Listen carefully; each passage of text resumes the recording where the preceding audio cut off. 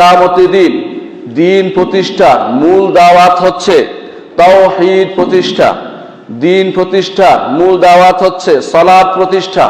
দিন প্রতিষ্ঠার মূল কথা হচ্ছে যাকাত প্রতিষ্ঠা, সাওম প্রতিষ্ঠা, হজ প্রতিষ্ঠা, হালাল হারাম প্রতিষ্ঠা করা। এই সবই মূল তাওহীদ প্রতিষ্ঠা, এই সবই হচ্ছে ঈমান প্রতিষ্ঠা, এই সবই হচ্ছে দিন প্রতিষ্ঠার আরেক নাম।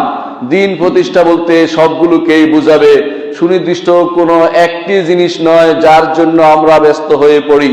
দিন প্রতিষ্ঠা একটি মৌলিক শব্দ, যে যার অপর অর্থে যেটা যার জন্য নবী রাসূলগণ যুগে যুগে এসেছেন, তারা দাওয়াত দিয়েছেন একটি জিনিসের নয়, সার্বিক জীবনের সার্বিক অবস্থায় আল্লাহর দাসত্ব করার জন্য যুগে যুগে নবী রাসূলগণকে আল্লাহ তাআলা পাঠিয়েছেন।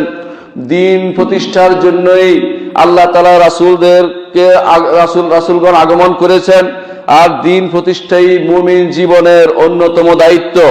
এটাকে কোরআনে কারিমে কখনো আল্লাহ তাআলা দাওয়াতের নামে অভিহিত করেছেন, কখনো সৎ কাজের আদেশ এবং অসৎ কাজ থেকে নিষেধের কথা বলেছেন, কখনো এই কথাটিকে তাবলীগ বা প্রচার হিসেবে বলেছেন, কখনো এটাকে নসিহত হিসেবে ঘোষণা করেছেন, কখনো সেটাকে কিয়ামতের দিন নামে অভিহিত করেছেন। এই সবই একটি জিনিস, তা হচ্ছে আল্লাহর পথে দাওয়াত।